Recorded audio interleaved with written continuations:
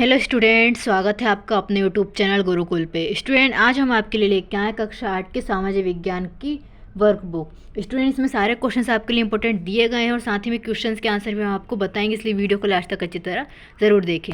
अध्याय 4 सामाजिक विज्ञान का अध्याय 4 आपका नाम दिया, इसमें नाम दिया है आदिवासी दीकू और एक वर्ण युग की कल्पना। अध्याय 4 सामाजिक विज्ञान के आज हम आपके लिए वीडियो लेके आए। इसमें सारे क्वेश्चंस आपके लिए इंपॉर्टेंट दिए हैं और साथ ही में क्वेश्चंस के आंसर भी बताएंगे, इसलिए वीडियो को लास्ट तक अच्छी तरह ज़रूर देखें।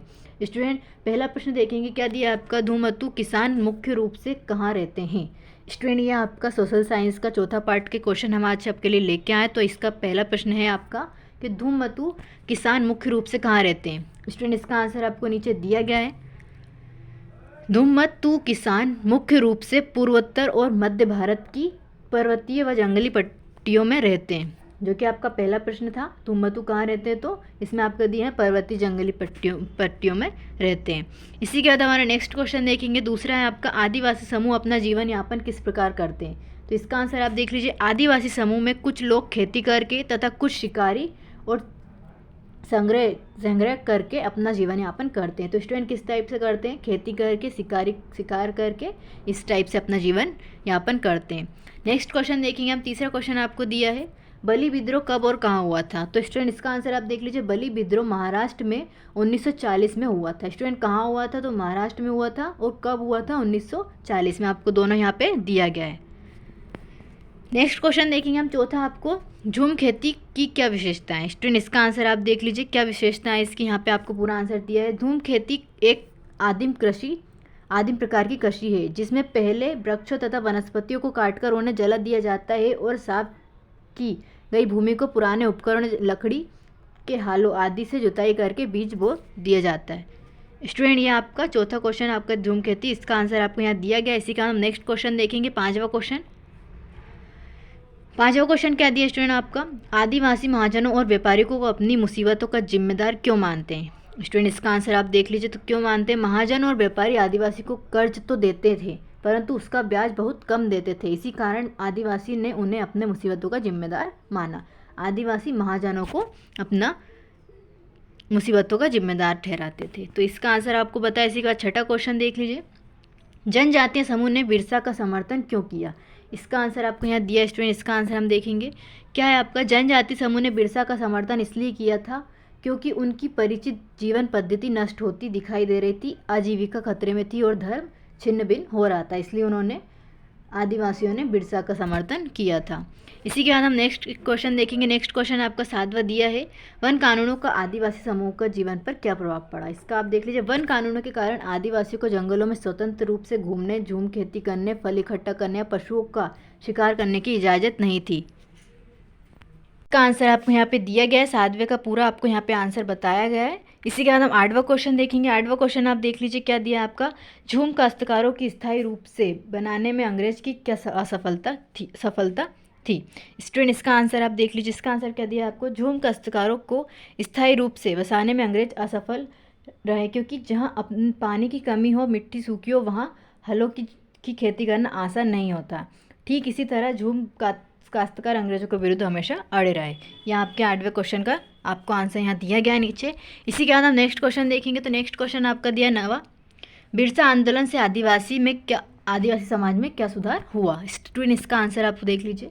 बिरसा आंदोलन के बाद आदिवासी समाज ईमानदारी से रहने लगे, साथ ही अपनी ज़मीन पर खेती करने लगे। स्टूडेंट, ये आपका नवा क्वेश्चन का बिरसा आंदोलन का ये आपको आंसर दिया है। नेक्स्ट क्वेश्चन देखिए कि हम आपको दिया है 10वां, बिरसा आंदोलन के महत्वपूर्ण परिणाम क्या थे। तो स्टूडेंट, इसका आंसर आप देख लीजिए। यहाँ पे दिया है, बिरसा आंदोलन का महत्वपूर्ण परिणाम 1905 में कार्यकारी सुगमता के लिए खूंटी और गुमला को खुले तौर पर उपखंड घोषित किया। तो स्टूडेंट, ये 10वां क्वेश्चन आपका यहाँ पे पूरा इसका आंसर दिया है। ये सारे आंसर आपको यहाँ पे दिए हैं स्टूडेंट। ये आपके फोर्थ लेसन, जो कि आपके सोशल साइंस का फोर्थ लेसन, सामाजिक विज्ञान का फोर्थ लेसन के सारे आंसर यहाँ हमने बताए हैं। इसी के बाद हम नेक्स्ट लेसन, जो कि आपका 5वां है, उसके आंसर हम देखेंगे स्टूडेंट। 5वें पार्ट के आंसर देखेंगे। तो 5वां पार्ट क्या है आपका, अध्याय 5, जब जनता बगावत करती है 1857 और उसके बाद। स्टूडेंट, ये आपका सोशल साइंस का 5 पार्ट का हम आज आप देखेंगे क्वेश्चन। तो देख लीजिए, इसका फर्स्ट क्वेश्चन क्या दिया है आपका स्टूडेंट, इसका पहला क्वेश्चन देख लीजिए। इसका पहले क्वेश्चन में आपको क्या दिया है, कंपनी के तहत काम करने वाले भारतीय सिपाहियों के असंतोष के क्या कारण थे। हाँ, इसका आंसर आपको नीचे दिया है। क्या कंपनी के तहत काम करने वाले भारतीय सिपाही अपने वेतन भत्तों और सेवा शर्तों के कारण परेशान थे। इसी के बाद हमारा नेक्स्ट क्वेश्चन आपको दिया सेकंड, मंगल पांडे को फांसी कब और किस आरोप में दी गई थी। स्टूडेंट इसका आंसर आप देख लीजिए। 8 अप्रैल 1957 को युवा सिपाही मंगल पांडे को बैरकपुर में अपने अफसरों पर हमला करने के आरोप में फांसी पर लटका दिया था। स्टूडेंट ये आपके दूसरे क्वेश्चन का आंसर है, बहुत इंपॉर्टेंट क्वेश्चन का आंसर है आपका। तीसरा देख लेंगे, अंग्रेजों द्वारा किए गए सुधारों का भारतीय पर क्या प्रभाव पड़ा। स्टूडेंट इसका आंसर आप देख लीजिए। अंग्रेजों द्वारा किए गए सुधारों से भारतीयों को यहाँ लगने लगा कि अंग्रेज उनका धर्म, उनके सामाजिक रीति रिवाज और परंपरागत जीवन शैली को नष्ट कर रहे हैं। इसके बाद हम नेक्स्ट क्वेश्चन देखेंगे। चौथा क्वेश्चन आप देख लीजिए, अवध रियासत को कब और क्या आरोप लगाकर ब्रिटिश शासन में शामिल किया गया था। स्टूडेंट इसका आंसर आप देख लीजिए। 1856 में अंग्रेजों ने अवध को अपने कब्जों में ले लिया। गवर्नर जनरल डलहौजी ने ऐलान कर दिया था कि रियासत का शासन ठीक से नहीं चलाया जा रहा, इसलिए शासन को दुरुस्त करने के लिए ब्रिटिश प्रभुत्व जरूरी है, इसलिए उसको इसमें शामिल कर लिया था।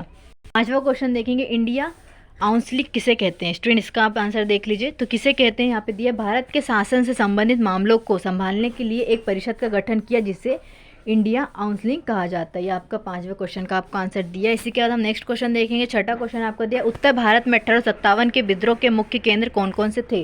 तो स्टूडेंट इसमें आपको दिए हैं मेरठ, दिल्ली, मेरठ, बरेली, लखनऊ, फैजाबाद, कानपुर और झांसी, ये आपके मुख्य केंद्र थे।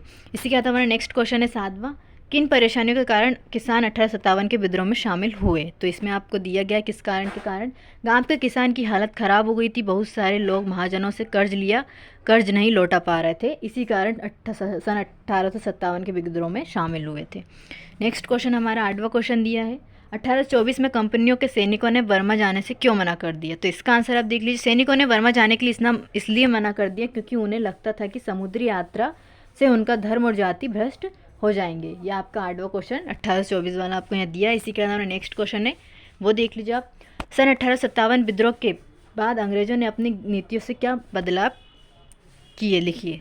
स्टूडेंट इसका आंसर आपको पूरा यहाँ दिया है। पहले पॉइंट में क्या आपका, ब्रिटिश संसद ने 1858 में एक नया कानून पारित किया। दूसरा आपका, देश के सभी शासकों को भरोसा दिया। तीसरा आपका, यूरोपीय सिपाहियों की संख्या बढ़ाने का फैसला किया। चौथा आपका, मुसलमानों की ज़मीन और संपत्ति बड़े पैमाने पर जब्त की। पांचवा आपका, भूस्वामियों और ज़मींदारों की रक्षा के लिए जातियाँ गई। इसी के बाद आपका पांचवा में आपका भूस्वामियों और ज़मींदारों की रक्षा के लिए नीतियाँ बनाई गई। यह आपका पूरा जो आपका नवा क्वेश्चन का है इसका आंसर आपको दिया है। इसी के बाद हमारा 10वां और आखिरी क्वेश्चन आप देख लीजिए। नीचे दिए गए भारत के रेखा मानचित्र में 1857 के संबंधित निम्नांकित स्थानों को दर्शाइए।